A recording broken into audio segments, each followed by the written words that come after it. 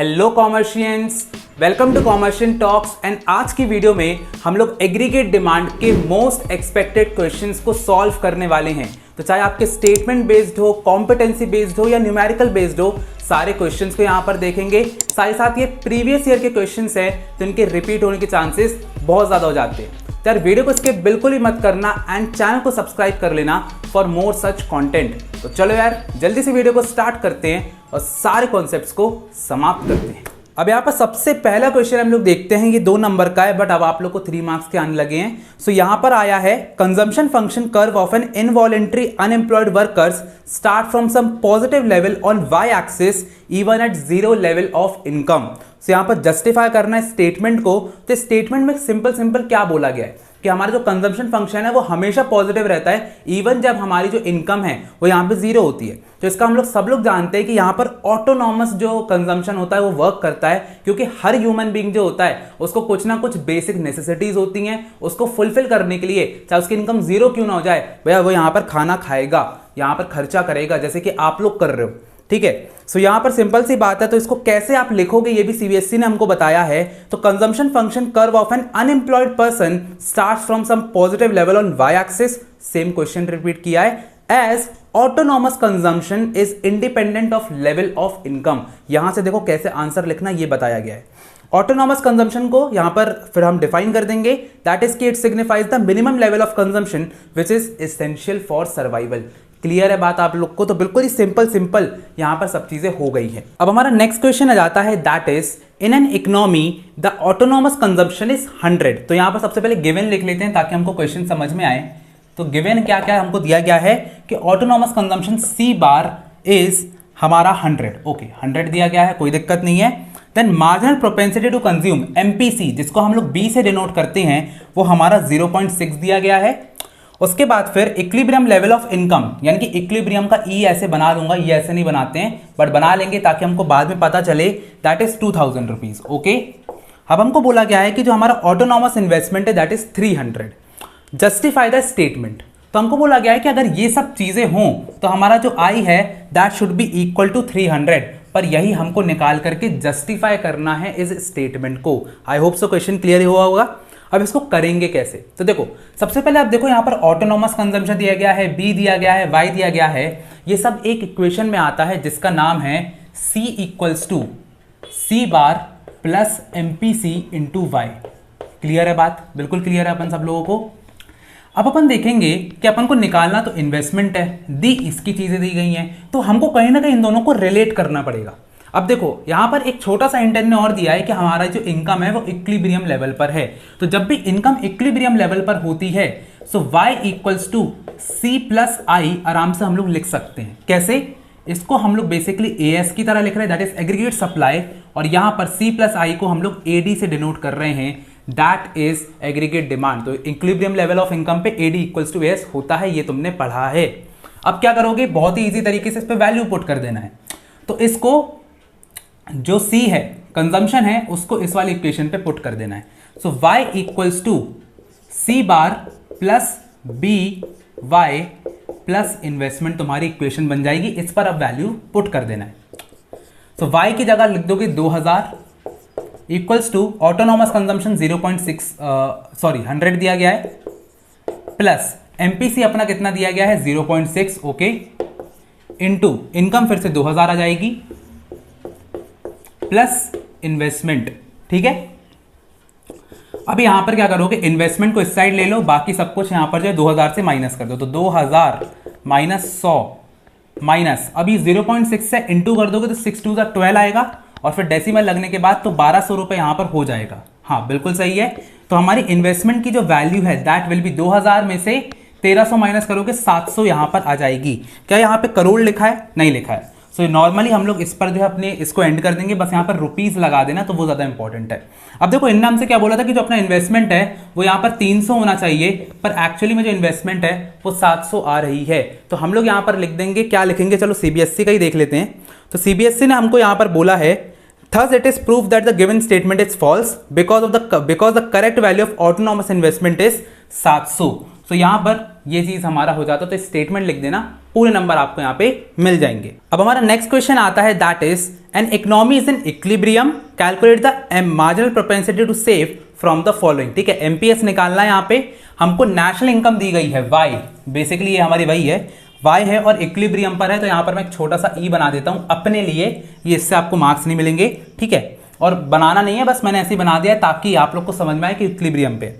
Autonomous consumption अपना सी बार है। Okay, Y अपन को 4400 दी गई है। ठीक है, ऑटोनॉमस कंजम्पशन 1000 दिया गया है। ओके, कोई दिक्कत नहीं है। देन अगेन इन्वेस्टमेंट एक्सपेंडिचर अपन को 70 दिया गया है, तो इन्वेस्टमेंट एक्सपेंडिचर 70 है। ओके, एमपीएस निकालना है। एमपीएस निकालने के लिए एक चीज याद रखना, अगर एमपीएस निकालना हो कभी भी तो एमपीसी भी मिल जाए तो कोई दिक्कत नहीं है। फिर से अगर मैं यहां पर डिजिट को देखता हूं तो ऑटोनॉमस कंजम्पशन आ रहा है, इसका मतलब कंजम्पशन वाली इक्वेशन तो लगेगी। अब देखो अपन ने ये निकाल लिया है, बी वाई यहां पर आ गया। फिर से सेम ही हमको वर्किंग करना है, दैट इज कि हमको y equals to C plus I अगर हम लोग लगा दें तो यहां पर आराम से बिल्कुल सेम हमारा निकल जाएगा। कैसे निकलेगा, सेम बिल्कुल करना है। तो y equals to C bar plus B Y plus I यहां पर कर दो, आई बेचारा बन नहीं पाया। ठीक है, 4400 इक्वल्स टू ऑटोनॉमस कंजम्पशन 1000 दी गई है इस बार। ओके, प्लस करोगे बी कितना दिया गया है अपन को, बी अपन को नहीं दिया गया है। ओके, बी तो निकालना ही है। ठीक है, भूल गए थे। और y अपन को कितना दिया गया है, y इज 4400 प्लस इन्वेस्टमेंट अपन को 70 दी गई है, तो 70 यहां पर हम लोग प्लस कर देंगे। ठीक है, सेम है बिल्कुल क्वेश्चन, कोई दिक्कत नहीं है। अब ये इक्वेशन आपकी आ गई और इसके आगे का जो आंसर है वो आपको दिखा देता हूं। सो यहां पर जो अपन को दी गई है दैट इज, इसका आंसर है यस। तो यहां पर सेम इनने सेम ही तरीके से हमारे से किया है। और यहां पर जो एमपीसी है वो हमारा आ रहा था 0.76, तो एमपीसी कितना आया था 0.76। तो हम सब लोगों को पता है कि MPC plus MPS equals to 1 होता है। तो MPS equals to 1 minus MPC होता है, ये तो अपन सबको पता ही होता है। ठीक है, तो यहां पर MPS equals to 0.76 minus 1 minus 0.76, sorry.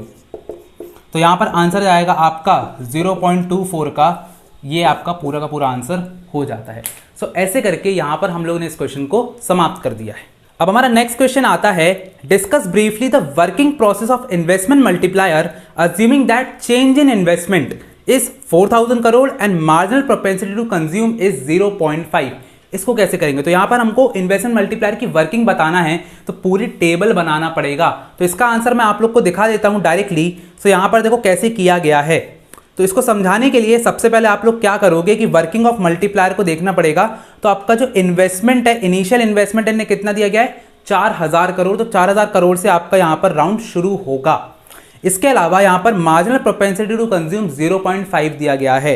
अब अपन लोग सब लोग जानते हैं कि k इक्वल्स टू, यहां पर देखना k equals to 1/1 minus MPC होता है। क्लियर है बात। तो यहां पर हमारा क्या k की वैल्यू कितनी जाएगी 1/1 माइनस एमपीसी। ओके, तो यहां पर एमपीसी कितना दिया गया है 0.5 दिया गया है। तो 0.5 अगर यहां पर माइनस करते हो तो यहां पर 1/0.5 आ जाएगा। ठीक है, इसको यहां पर 10 हो जाएगा, तो यहां पर आंसर आएगा 2 टाइम्स, यानी कि आपने जितना भी पैसा लगाया है उसका 2 टाइम्स आपका जो है यहां पर जो आपको रिटर्न है वो मिलने वाला है। Increase in investment leads to total increase of 8000 crore. ठीक है, तो आप जितना भी इन्वेस्ट करोगे उससे आपका जो इन्वेस्टमेंट है वो बढ़ जाएगा 2 गुना। इतना बस पता करना है। तो बस कुछ नहीं करना है, यहां पर जो 4000 है क्योंकि उसका 0.5 यानी कि आधा जो है हमने कंज्यूम किया है, तो ऑफकोर्स ही बात है आधा सेव किया होगा। तो 4000 में से 2000 आपका कंजम्पशन पे आया, 2000 आपने सेव किया, जो आपका कंजम्पशन था उसी को आपने वापस से आपकी वो किसी और की इनकम बन गया। तो यहाँ पर 2000 ये हो गया, 2000 में से फिर से 1000 कंज्यूम किया, 1000 सेव किया, ऐसे करके आप चलाते रहोगे। 3-4 राउंड आप करवा सकते हो। उसके बाद फिर आपको डायरेक्टली जो टोटल आपकी जो इनकम बनी है दैट विल बी 8000। कैसे निकाला आपने 2 टाइम्स वो मल्टीप्लाई होगी, ऐसे करके आप लिख दोगे। चाहो तो इसको भी, इस वर्किंग को भी आप शो कर सकते हो। साथ ही साथ आपका 4000 ये हो जाएगा, 4000 ये हो जाएगा, ऑफ कोर्स ही बात है। तो ऐसे करके आप पूरा का पूरा प्रेजेंटेशन कर सकते हो। इसके अलावा भी आप 3-4 राउंड कर सकते हो, कोई दिक्कत नहीं है। आंसर आपका यही आने वाला है। ओके, अब आगे बढ़ते तो अगेन हमारे सामने न्यूमेरिकल आ जाता है। So you are given that consumption function of an imaginary economy is c equals to 100 plus 0.8 y। Okay, so c equals to कितना दिया गया है 100 प्लस 0.8 y। गिवन सबसे पहले लिखना है, उस पर नंबर होते हैं, प्रेजेंटेशन में आता है। वैल्यू ऑफ एमपीएस निकालना है, marginal propensity to save. Okay, अब कैसे निकालोगे, और level of income at break even point निकालना है। दोनों बहुत कंफ्यूजिंग है। तो सबसे पहले हमको क्या निकालना है, एमपीएस निकालना है। तो मैंने हमेशा बताया जब भी एमपीएस निकालना हो तो अगर एमपीसी की वैल्यू भी निकल जाए तो कोई दिक्कत नहीं है। अच्छा, यहाँ पर एमपीसी की वैल्यू तो दी गई है 0.8, तो डायरेक्टली इससे हम लोग एमपीएस की वैल्यू निकाल सकते हैं। तो MPC plus MPS okay equals to 1 होता है। तो MPS equals to 1 minus MPC. तो यहाँ पर एमपीसी की वैल्यू 0.8 दी गई है, तो डायरेक्टली एमपीएस की जो वैल्यू है वो 0.2 हो जाएगी। चाहो तो एक स्टेप और बढ़ा देना इसी का कि 1 माइनस 0.8 होगा, तो यहाँ पर 0.2 आपकी वैल्यू निकल करके आ जाएगी। क्लियर है बात, बिल्कुल आराम से हो गया। Level of income at break even point. Break even point क्या होता है, जहां पर आपका जो इनकम और कंजम्पशन दोनों इक्वल होते हैं, तभी तो सेविंग जीरो होती है। इसी पॉइंट पर तो अपनी सेविंग्स जीरो होती है। तो इनकम और कंजम्पशन अगर इक्वल है तो अपन को निकालना है लेवल ऑफ इनकम। तो y इक्वल्स टू सी है, तो क्या मैं ये बोल सकता हूं, देख रहा ध्यान से, क्या मैं ये बोल सकता हूं कि y इक्वल्स टू सी है, तो c की इक्वेशन मुझे दी गई है, तो y equals to 100 plus 0.8y, सही है बिल्कुल। अब क्या करूंगा मैं, देखो इसका मतलब 1y हुआ, ठीक है, 1y है ना, एक लिखा हुआ है, तो इसको अपन यहां पर लाएंगे। तो 1y minus 0.8y equals to 100 नहीं हो गया। 1y में से 0.8 गया तो 0.2y इक्वल्स टू 100 हो गया। सो यहां पर y की जो वैल्यू है दैट विल बी 100 अपॉन 0.2। ये डेसिमल कटेगा, 2 यहां पर आएगा, 2 5 तो 500 जो है हमारे यहां पर इनकम आ जाएगी। I hope so I am clear here. और यहाँ पर एक बार हम लोग सॉल्यूशन भी इसका दोनों का देख लेते हैं। सो यहाँ पर बिल्कुल सही हमारा आया है जो हमने कह रहा था, दैट इज एमपीएस से हमारा आ जाता है 0.2 और इसके अलावा इनकम हमारी 500 आ जाती है, दैट इज आवर आंसर। चलो अब इसका एक और क्वेश्चन हमको दिया गया है, saving equals to -60। Of course की बात है, -60 plus 0.1y is a saving function है, गिवन यहाँ पे लिख लोगे।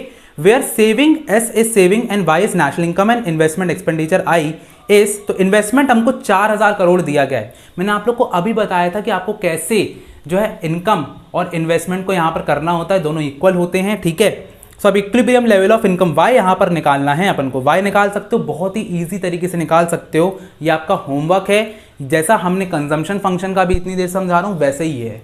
नहीं बनेगा तो कमेंट सेक्शन कर देना, कमेंट सेक्शन पे तो टेलीग्राम पर इसका जो है सॉल्यूशन डाल दूंगा, ठीक है। देखो ऐसा इसका सॉल्यूशन है, चाहो तो स्क्रीनशॉट भी ले सकते हो, पर पहले खुद से एक बार ट्राई कर लेना। अब नेक्स्ट क्वेश्चन हमारा यहाँ पे आता है, if planned saving exceeds planned investment in an economy state it's likely impact on output and employment. इसका चॉइस देखो जरा, if planned saving fall short of planned investment, यानी कि अगर कम हो जाती है तो फिर क्या इंपैक्ट यहाँ पे आने वाला है। इसका आंसर में आप चाहो तो एग्जाम्पल भी दे सकते हो, पर यहाँ पर हम लोग देखते हैं कि कैसा आंसर लिखना है। सो बेसिकली बिल्कुल सेम जो आपके संदीप गर्ग में पैरा दिया ना, उसको कॉपी मार देना है, ठीक है। तो इसको चाहो तो आप रट के भी जा सकते हो, सेम टू सेम यहाँ पर आप लिख देना। तो मैं आपको एक बार बता देता हूँ, when planned saving exceeds planned investment it means households plans to consume less than what it is expected। तो बेसिकली क्या होता है कि अगर आपके पास 100 रुपए की इनकम है, 100 रुपए में से पहले आप 100 रुपए पूरी खर्च कर देते थे, अब आप 100 रुपए सेव करने लगे हो, तो 100 रुपए से जो आप सामान खरीदने वाले थे उसकी डिमांड कम हो गई।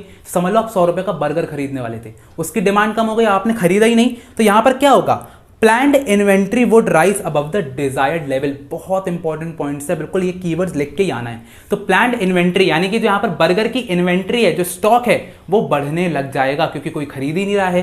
अब अगर नहीं खरीद रहा है तो यहाँ पर इन्वेंट्री को मैनेज करने के लिए हमारे जो प्रोड्यूसर्स हैं वो प्रोडक्शन को कम कर देंगे, बर्गर बनाना ही बंद कर देंगे, और यहाँ पर जो एम्प्लॉयमेंट है और इनकम लेवल है दोनों ही यहाँ पर खत्म हो जाएगी, क्योंकि अब बनाने की जरूरत ही नहीं है, क्योंकि जो सामान बन चुका है उसको कोई खरीद ही नहीं रहा है। तो यहाँ पर ये हमारा आंसर हो जाता है। अब देखो नेक्स्ट पे चलते हैं, जो चॉइस वाला था कि अगर प्लान्ड सेविंग्स कम रहती हैं आपके प्लान्ड इन्वेस्टमेंट से, तो इसका जस्ट अपोजिट होगा। तो अगर आप लोग पहले 100 रुपए सेव कर रहे थे, अब नहीं कर रहे हो, यानी कि आप 100 रुपए का बर्गर जाके खा रहे हो, तो उसकी जो डिमांड है वो बढ़ जाएगी, जिसके कारण जो हमारी प्लान्ड इन्वेंट्री है वो है कम होने लग जाएगी। तो it will fall below the desired level, ये लिखना बहुत इंपॉर्टेंट है। देन क्या लोगों को एज अ रिजल्ट जो हमारे to bring the inventories back, बिल्कुल सही है, प्रोड्यूसर जो है वो अपने प्रोडक्शन को यहाँ पर एक्सपैंड कर देंगे और लेवल ऑफ एम्प्लॉयमेंट और आउटपुट जो है वो बढ़ने लग जाएगा, ठीक है। और यहाँ पर इसका एक और इफेक्ट आता है कि यहाँ पर जो इन्फ्लेशन है वो भी बढ़ने लग जाता है, तो उसको भी आप लोग यहाँ पर लिख सकते हो, ठीक है। इसका पूरा आंसर आपको संदीप गर्ग और वीके कहीं पे भी मिल जाएगा, इसका स्क्रीनशॉट ले लो, अच्छे से सेम यही कॉपी करके आना है। अब हमारा नेक्स्ट क्वेश्चन यहाँ पे आता है कि excess demand creates greater opportunities of employment in the economy, defend करना है या फिर रिफ्यूट करना है। तो यहाँ पर देखो एक्सेस डिमांड में बस एक चीज ध्यान रखना, हमेशा हम लोग फुल एम्प्लॉयमेंट लेवल पर काम कर रहे होते हैं। अब जरा इसका एक बार आंसर मैं आपको पढ़ के बता देता हूँ। So the given statement is refuted, तो ऑफकोर्स ये बात हम लोग रिफ्यूट करेंगे, इसको क्यों करेंगे बताता हूँ। Excess demand is a situation when AD is less than AS, यानी कि यहाँ sorry AD is greater than AS, इसका मतलब है कि आपका जो एग्रीगेट डिमांड है वो ज्यादा है एग्रीगेट सप्लाई से, corresponding to full employment level in the economy, यानी कि जो आपकी इकोनॉमी फुल एम्प्लॉयमेंट लेवल पे काम कर रही है।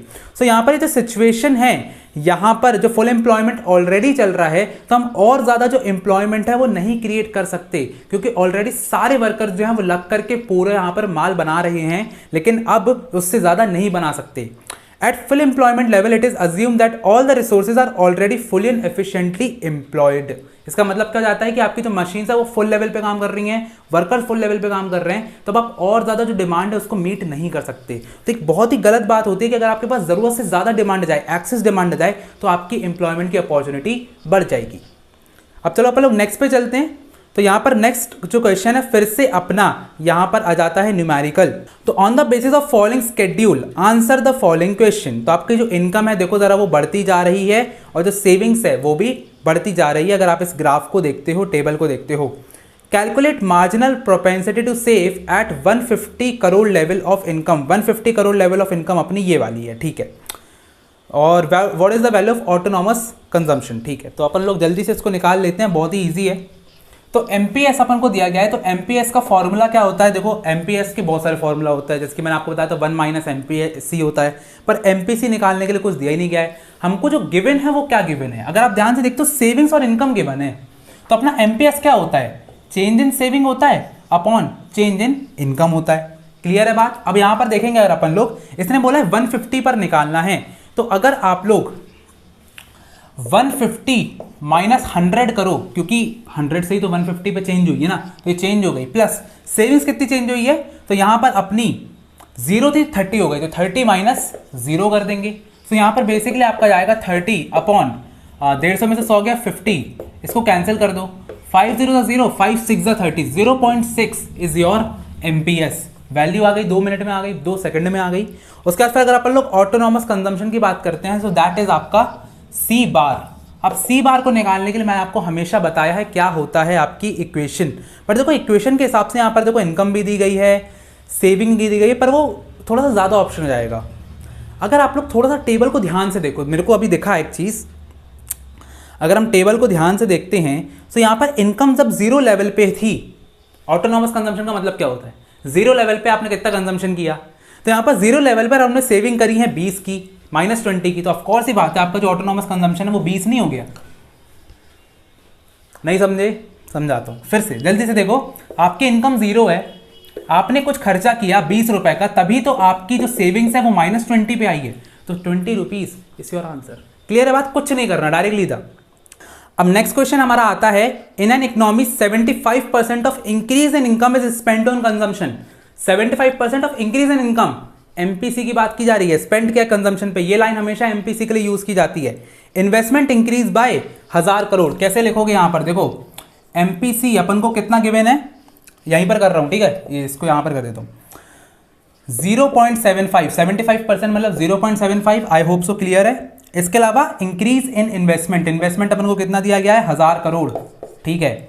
चेंज इन वाई निकालना है, कैसे निकालोगे, सारी तीनों चीजें किस पे आती है, के की वैल्यू में आती हैं। K equals to change in income upon change in investment होता है। इसके अलावा के इक्वल्स टू 1/1 माइनस एमपीसी भी तो होता है, ये अपन को याद है।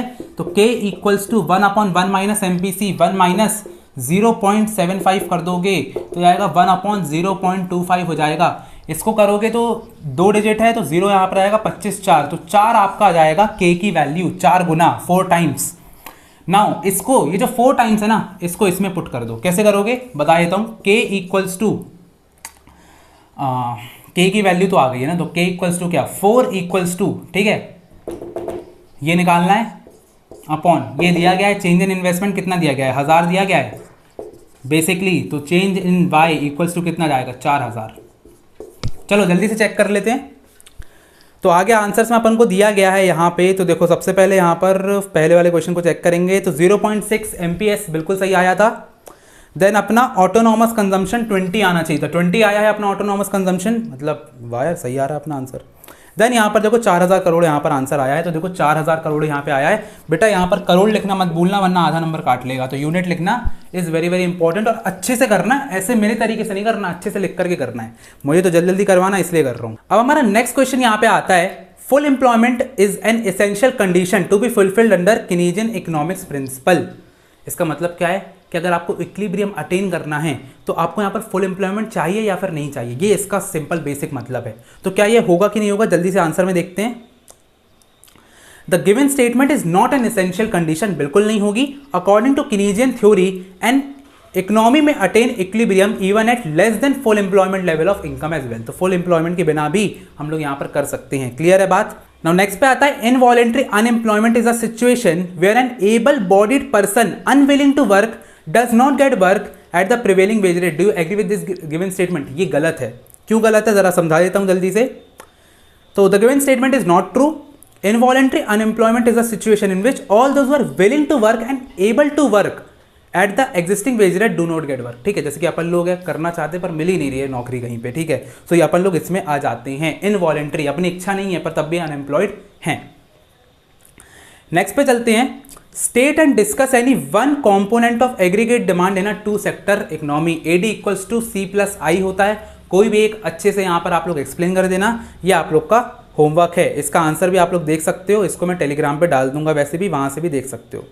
ओके, नेक्स्ट पर चलते हैं, calculate the equilibrium level of income for an imaginary economy if it is given that okay consumption equals to 500 plus 0.80y और ऑटोनॉमस इन्वेस्टमेंट 1000 करोड़। ऐसा क्वेश्चन अभी बहुत बार करवा चुका हूं, ये भी आपका होमवर्क है, इसको आपको खुद से करना है। In a hypothetical economy planned saving falls short of planned investment leading to fall in income and employment. Do you agree with this given statement? फिर से सेम क्वेश्चन आया है, तो मैं आपको बताना चाहता हूँ क्वेश्चंस रिपीट हो रहे हैं, तो यही क्वेश्चंस बार बार देखो देखने को मिलेंगे। तो ये भी हो चुका है, तो आगे बढ़ते हैं अपन लोग। ठीक है, ये करवा चुका हूँ। अब ये नया क्वेश्चन आया है, define inflationary gap, state how government control can control the situation of inflationary gap using taxation policy. बहुत ही ईजी है, टैक्स यहाँ पर बढ़ा देगी और क्या ही करेगी, पर इसको कैसे लिखना एक बार बता देता हूँ। सो इन्फ्लेशनरी गैप क्या होता है, is a situation where aggregate demand is greater than aggregate supply, more than होता है AD is greater than AS corresponding to full employment level of output. ये लाइन लिखना बहुत इंपॉर्टेंट है। The government may raise the existing taxes, वही जैसा कि मैंने आपको बताया, बढ़ा देगी टैक्सेस को, जिसके कारण यहाँ पर जो डिस्पोजेबल इनकम है, बहुत अच्छा इनने वर्ड यूज किया। डिस्पोजेबल इनकम का क्या मतलब होता है, जो अपन खर्चा करते हैं। ठीक है, उसको डिस्पोजल इनकम का वो पार्ट जिसको हम खर्चा करते हैं, उस इनकम को हम डिस्पोजेबल इनकम बोलते हैं। तो वहां पर इफेक्ट आ जाएगा, तो यहाँ पर थोड़ा सा रिड्यूस हो जाएगी डिस्पोजेबल इनकम, जिसके कारण यहाँ पर जो लोग हैं वो खरीदना बंद कर देंगे एंड इसके कारण हमारा जो इन्फ्लेशन है वो यहाँ पर सही हो जाएगा। क्लियर है बात, बहुत ही ईजी है, आप चाहो तो इसको पढ़ सकते हो, आपकी बुक में दिया गया है। At higher level of income people generally have lower marginal propensity to consume. यानी कि जैसे जैसे आपकी इनकम बढ़ती जाती है, आपका जो MPC है, MPC यानी कि कंजम्पशन जो है वो कम होता जाता है। खर्चा आप कम करते हो बढ़ी हुई इनकम पे, क्यों करते हो? क्योंकि सेविंग्स आ जाती हैं। सिंपल इसका यहाँ पर मतलब है। इसका आंसर बता देता हूँ जल्दी से। तो इसका आंसर यहाँ पर आई थिंक सो मैंने नहीं दिया है, क्योंकि बहुत ही ईजी क्वेश्चन था। तो आप लोग को बस इतना ही लिखना है कि यहाँ पर, क्योंकि अपनी MPC जो होता है, जैसे जैसे आपकी इनकम बढ़ती है MPC इसलिए कम होता है क्योंकि यहाँ पर सेविंग्स आ जाती हैं, तो लोग सेव करना चालू कर देते हैं। क्लियर है बात? चलो, इसका आंसर मैं टेलीग्राम पे डाल दूंगा, कोई दिक्कत नहीं है। नाउ अगेन हमारे पास यहाँ पर क्वेश्चन आ जाता है, तो calculate equilibrium level of income. Again autonomous investment दिया गया है, कंजम्पशन फंक्शन दिया गया है, जैसा मैंने पहले करवाया है वैसे ही वाला क्वेश्चन है। तो सेम क्वेश्चन अपने रिपीट हो रहा है, तो इस टाइप के जो क्वेश्चन है वो आने के चांसेस बहुत ज़्यादा हैं। अगेन चेंज इन इनकम आपको निकालना है हाइपोथेटिकल इकोनॉमी में। अगेन आपका होमवर्क है, सब कुछ मुझे आपका चाहिए है कमेंट सेक्शन पे। ठीक है, सो बिल्कुल यहाँ पर आप लोग डाल देना। अब आगे बढ़ते तो आता है, describe the adjustment mechanism if aggregate demand is less then aggregate supply. क्या करोगे यहाँ पे, जल्दी से देखते हैं अपन लोग अपने आंसर को। तो सीबीएसई हमको बोल रहा है कि यहाँ पर एग्रीगेट डिमांड को भैया एक्स एंटे यहाँ पर इन्वेस्टमेंट भी बोलते हैं और यहाँ पर जो एग्रीगेट सप्लाई उसको एक्स एंटे सेविंग्स भी बोलते हैं, ये चीज़ याद रखना। ठीक है, ऐसे भी क्वेश्चन पूछा जा सकता है। तो क्या करोगे, इफ एक्स एंटे सेविंग्स, आपकी सेविंग्स जो है वो कम है एक्स एंटे इन्वेस्टमेंट यानी कि बेसिकली डिमांड ज़्यादा है, सप्लाई कम है, तो यहाँ पर buyers are intending to buy more, लोग ज़्यादा खरीद रहे हैं और ज़्यादा खरीद रहे हैं तो यहाँ पर प्रोड्यूसर जो है वो ज़्यादा प्रोड्यूस करने की कोशिश करेंगे, जिसके कारण हमारी जो इन्वेंट्रीज है या फिर प्लान इन्वेंट्रीज भी आप इसको लिख सकते हो, will fall below the desired level, तो वो डिजायर्ड लेवल से कम हो जाएगी, तो इन्वेंट्री कम हो जाएगी, जिसके कारण हमको रिस्टोर उसको करने के लिए अपने प्रोडक्शन को बढ़ाना पड़ेगा, एम्प्लॉयमेंट बढ़ाना पड़ेगा, आउटपुट भी यहाँ पर बढ़ाना पड़ेगा। और ये कब तक चलेगा, तब तक वापस इकोनॉमी इक्विलिब्रियम पे नहीं है जाती, यानी कि AD = AS नहीं हो जाता। ये पूरा जो दिमाग में बिल्कुल रट लेना, सेम लिख करके आओगे। देखो 2023 में भी ये वाला जो क्वेश्चन है बिल्कुल लास्ट ईयर रिपीट हुआ है, इस साल इसके रिपीट होने के चांसेस बहुत ज़्यादा हैं।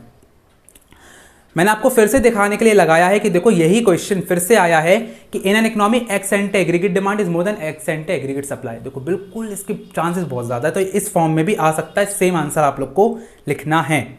For a hypothetical economy if there is an increase in the marginal propensity to consume MPC from 75% to 90%, तो यहाँ पर चेंज इन इन्वेस्टमेंट जो है वो 1000 करोड़ का है, तो अब हम लोग को बताना है कि इन्वेस्टमेंट मल्टीप्लायर कितना होगा।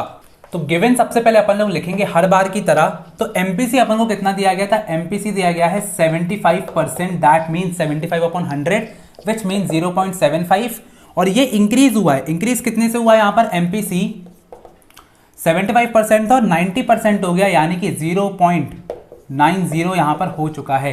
क्लियर है बात, बिल्कुल क्लियर है। अब अपन को एक और चीज दी गई है, that is investment, that would be, यहाँ पर कितना 1000 करोड़ दिया गया है, कोई दिक्कत नहीं है अपन को। अब अपन को सिंपली K का जो फॉर्मूला यहाँ पे लगा देना है। K की जो यहाँ पर वैल्यू होती है, सबसे पहले देखो अब अपन को करना क्या है, अपन को 2 बार दिया गया है MPC, अपन को दोनों बार निकालना है कि हमारी जो इनकम है वो कितना है, तो उससे हमको ये पता चल जाएगा हमारी इनकम कितनी इंक्रीज हो रही है। ठीक है, सो K = 1/1 - MPC यहां पे भी लगाओगे और K = 1/1 - MPC वहां भी लगाओगे। सो सबसे पहले आएगा यहाँ पे 1/0.75 1 माइनस, तो बेसिकली ये, हाँ चलो एक स्टेप तुम लोग के लिए ज्यादा कर देता हूँ, 0.75 आ जाएगा, यहाँ पर भी 1/1 - 0.90 आ जाएगा। इसका आंसर हो जाएगा 1/0.25, इसका आएगा 1/0.10। ओके, अब यहाँ पर इसका जो है इसको कैलकुलेट करो जरा, निकालो तो कितना जाएगा, यहाँ पे 4 यहाँ पर आंसर आएगा, और यहाँ पर जो K की वैल्यू आएगी दैट विल बी, इसको करोगे तो 100, तो ये 10 आ जाएगी यहाँ पे, है ना, 10 ही आएगी ना, नहीं 1 आएगी, क्योंकि 0.1 है तो हाँ 10 हो जाएगा, तो 10 ही आंसर आएगा। ठीक है ठीक है, सही है सही है, आ गई अपन को। अब अपन को क्या करना है, बस K की वैल्यू निकालना है। K की वैल्यू कैसे निकालोगे, फिर से सॉरी, इनकम की वैल्यू निकाल लेना है। इनकम की वैल्यू कैसे निकालोगे, K = change in income upon change in investment होता है, दोनों की वैल्यू एक एक बार इस पर रख देना है, तो 2 बार ही करना पड़ेगा इसको, क्या कर सकते हैं 2 बार ही निकालना पड़ेगा, तो change in income upon change in investment. तो यहाँ पर आ जाएगा अपना 4, तो 4 = चेंज इन इनकम है अपॉन चेंज इन इन्वेस्टमेंट हो गया 1000, यहाँ पर आंसर अपना कितना आया, 4000 आ गई K की वैल्यू। अब यहाँ पर निकालते हैं K की वैल्यू में कितना डालेंगे 1, तो 10 = change in income upon change in investment कितना दिया गया है 1000, कितनी हो गई 10,000 हो गई इनकम, जिसका मतलब क्या है कि आपकी इनकम जो है 4000 से 10,000 हो गई, माइनस कर दो, यानी कि आपकी इंक्रीज इन इनकम कितना आया 6000 आ गया। This is your answer. इसको प्रेजेंट कैसे करना एक बार अच्छे से बता देता हूं। तो इन लोगों ने जैसे कि हम लोग देख सकते हैं कि पूरा का पूरा टेबल फॉर्म में प्रेजेंट किया है, तो आप ऐसे भी कर सकते हो, और मेरे बताए तरीके में यहाँ से पहले यहाँ जाओगे, बस इसको फिर जो है आराम से अच्छे से ऊपर नीचे करके लिख देना है, प्रेजेंटेशन बस तुम्हें अच्छे से करना है, दैट्स ऑल। बाकी तुम्हारा 6000 करोड़ ही देखो आंसर आया है। क्लियर है बात, चलो आगे बढ़ते हैं। अब यहाँ पर फिर से हमारे सामने जाता है एक और question, that is suppose the following information is given about a hypothetical economy. फिर से कंजम्पशन की इक्वेशन सबसे ज़्यादा इंपॉर्टेंट है, इन्वेस्टमेंट दिया गया है, इक्विलिब्रियम लेवल ऑफ इनकम निकालना है, निकाल सकते हो, बोलो हाँ निकाल सकते हैं भैया, एग्रीगेट डिमांड निकालना है, मार्जिनल प्रोपेंसिटी टू सेव निकालना बहुत ईजी है यार, मतलब अभी 2-3 न्यूमेरिकल करा दिया है, इसको तुम लोग एक बार ट्राई कर लो, इसका जो आंसर है वो टेलीग्राम चैनल पे तुमको मिल जाएगा। Again suppose the consumption function of an economy C = 80 + 0.75, where consumption is C is consumption function and Y is national income and the investment expenditure is 200 crore equilibrium level of income। मतलब ये question सबसे ज़्यादा repeat हो रहा है, तुम लोग ध्यान से देखोगे ये 2022 में भी आया है, 2023 में भी आया है, तो 2024 में आएगा कि नहीं, मतलब आने के बहुत चांसेस है, तुम्हारी किस्मत के ऊपर है कि आ जाए तो बहुत अच्छी बात है। एक बार फिर से सॉल्व करवाना चाहूँगा जल्दी से। यहाँ पर दिया गया है अपन को C equals to 80 plus 0.75y, ठीक है। कंजम्पशन फंक्शन दिया गया है, इन्वेस्टमेंट अपन को दिया गया है I इक्वल्स टू कितना दिया गया है, 200 करोड़ दिया गया है। अपन को निकालना है y की वैल्यू। y की वैल्यू कैसे निकालोगे, y equals to C plus I होता है ये वाला फॉर्मूले में, इस वाली इक्वेशन को पुट कर दो तो y equals to 80 plus 0.75y, ठीक है, सही है ना, सही है। प्लस आई होगा, हाँ प्लस आई भी होगा क्योंकि प्लस आई यहाँ पर आएगा, इसकी जगह पर अपन ने ये पुट कर दिया है। नाउ आगे क्या करेंगे, अच्छा y की वैल्यू पुट कर दूं क्या, चलो अब एक और स्टेप कर लेते हैं। तो y equals to 80 plus 0.75y plus investment कितना दिया गया है 200 करोड़, 200 यहाँ पर जाएगा। इसको तुम लोग को बस सॉल्व कर लेना है, y की वैल्यू तुम्हारी यहाँ पर निकल करके जाएगी। मैं देख करके बता देता हूँ, अपन को y की वैल्यू आ रही है 1120 करोड़, ठीक है, ये तुम लोग का आंसर रहेगा, निकाल लेना एक बार। उसके बाद फिर अपन लोग को निकालना पड़ेगा क्या, एक बार और बता देता हूँ, value of consumption and saving at equilibrium level of income. तो अपन को बेसिकली कंजम्पशन और सेविंग और निकालना है, तो कंजम्पशन और सेविंग आराम से इसी से निकाल सकते हो तुम लोग, ठीक है। तो बहुत ही ईजी है यहाँ पर। तो भाई इसी इक्वेशन में अपन लोग को क्या करना है, जो अपन की ऊपर वाली इक्वेशन है y की वैल्यू को पुट कर देना है, कंजम्पशन निकल आएगा। और एक बार कंजम्पशन आ गया तो सेविंग निकालना बिल्कुल भी आसान बात है। कैसे निकालोगे, y equals to C plus S कर देना, तो जैसे तुम्हारा C निकल जाएगा, y निकला हुआ है तो s निकालना कोई बड़ी बात नहीं है। अगर इसके बाद भी तुम्हें यहाँ पर एग्रीगेट डिमांड के जो न्यूमेरिकल्स है वो डिफिकल्ट लग रहे हैं तो एक बार कमेंट सेक्शन में ज़रूर बताना, एक और वीडियो फिर मैं इस पर निकालने की कोशिश करूँगा, फिर उस पर मुझे बिल्कुल बेसिक से समझाना पड़ेगा। अगेन फिर से एक हमारा जो क्वेश्चन है वो रिपीट हो गया है, if plan saving exceeds plan investment in economy explain करो उसका इम्पैक्ट। सेम बहुत बार आ चुका है, मतलब ये क्वेश्चन आ ही आ रहा है, क्या बोल सकता हूँ अब, ठीक है। अब इस वीडियो को बंद करने से पहले हमारी दूसरी एनालिसिस वीडियो को जरूर देख लेना ताकि तुम्हें इकोनॉमिक्स के मोस्ट इंपॉर्टेंट क्वेश्चंस और टॉपिक्स पता लग जाएं। और अगर वीडियो पसंद आई हो तो लाइक करो, सब्सक्राइब करो, कमेंट करो और ज़्यादा से ज़्यादा शेयर करो ताकि सबकी हेल्प होती रहे। मिलते हैं अगली वीडियो में, तब तक के लिए ऑल द बेस्ट।